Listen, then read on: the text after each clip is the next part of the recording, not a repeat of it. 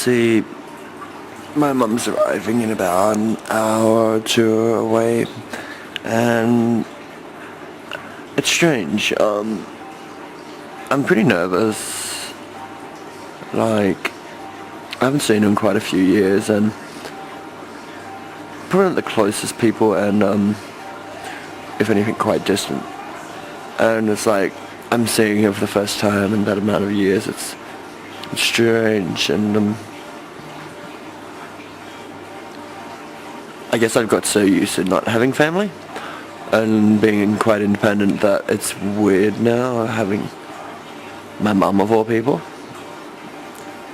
And yeah, it's strange. So yeah, about an hour or two she gets off the train and off the plane, and then I'll be seeing her. It's a different experience, that's for sure.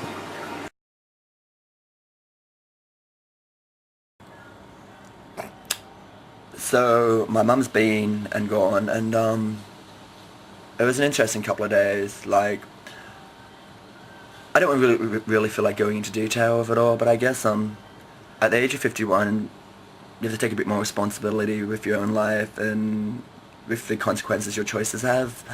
And I guess, like, you know what? I know my mum loves me, and I deep down inside love her too. There's that whole mother-son bond thing. But I guess this time around it just wasn't meant to go how it was meant to go. Well, maybe it did. I'm not too sure. I'm still processing everything. It's been a bit of an emotional time.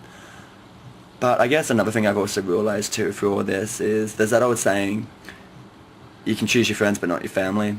I disagree.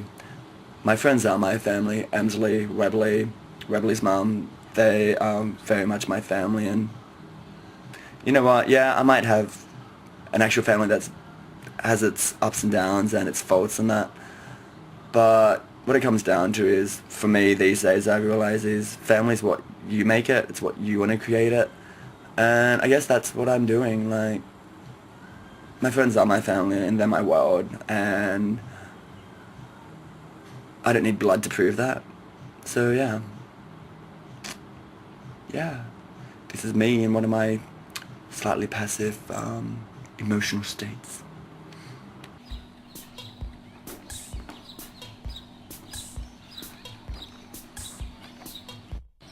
It's like New Year's Eve morning and it doesn't feel like New Year's Eve.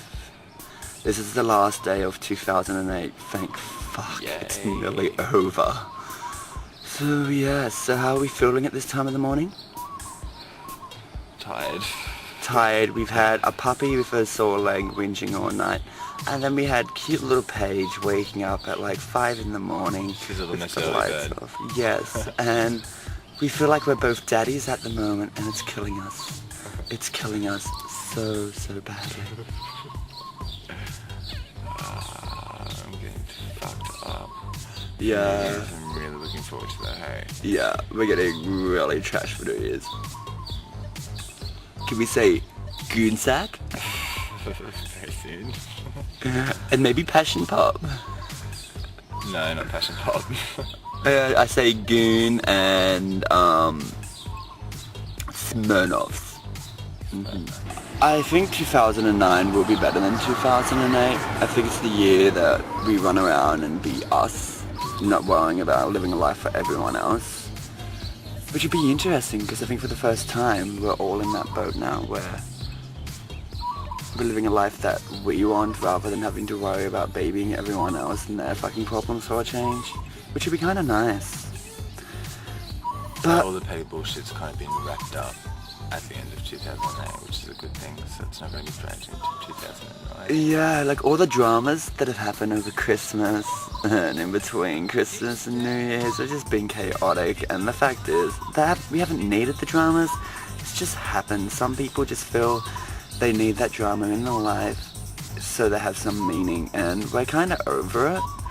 So we've had like a big crash course in life the last part of 2008, and we're easily looking forward to what 2009 has. Hopefully less bullshit, more trash, and more fun. And no more crying puppies. Yeah. No more crying puppies. No more puppies that cry. He's cute, so. I know, he's got little French tips. Yep. I've called him Frenchie. So I wish I didn't walk out to the sun till later. Look, I'm peeling. So how's that feel? It's annoying. So how I didn't feel anything, it's annoying. are you feeling after the last few days? Worn out? Yeah, tired. They've had their dramas. Yeah, dramas for the last maybe week and a half. But feeling tired for the last maybe year. And 2009's like, it'd be about, 24 hours away. And I'm getting my life back and I'm looking forward to it. What are your goals for 2009, Chad? I think to focus on my writing, focus on the show. I've got Terry B coming out in the end of January, which I'll be catching up with her, which she's an awesome chick, and I've got to know her over the last year.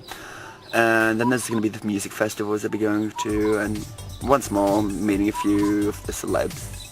Like, yeah, and just having fun, being a trash bag, doing what we do well, but doing it all with fucking class. So, the end of 2009, I plan to have achieved everything I plan to have set. Like, I want my show to go well, I want my writing to go well, Queens and Pride's going to go a lot better, be doing a lot more writing with them in the new year. And yeah, I guess my goal is to focus. 2009's the creative year.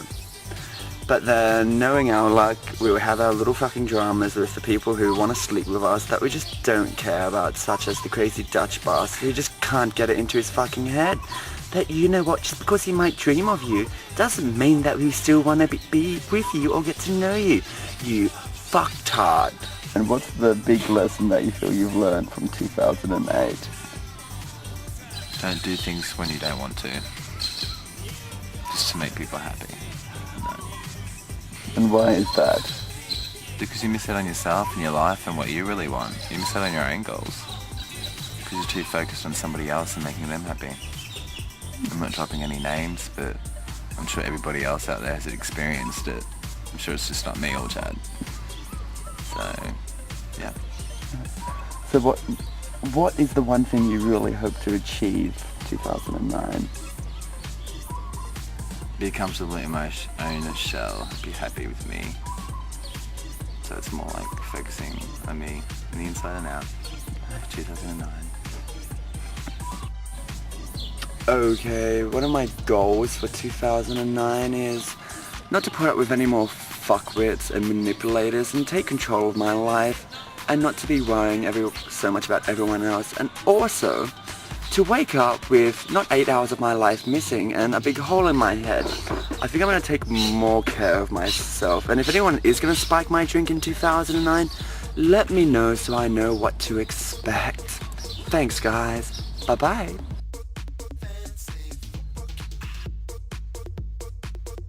This is Celeste, the host of this evening's New Year's party. It's quite exciting. She's hanging out poppers. Give us a pop, yeah!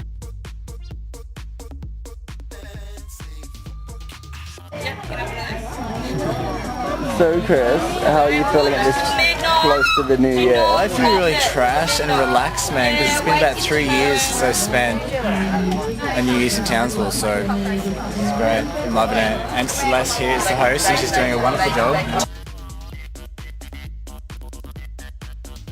I first rode my bike when I was about 17. It was good.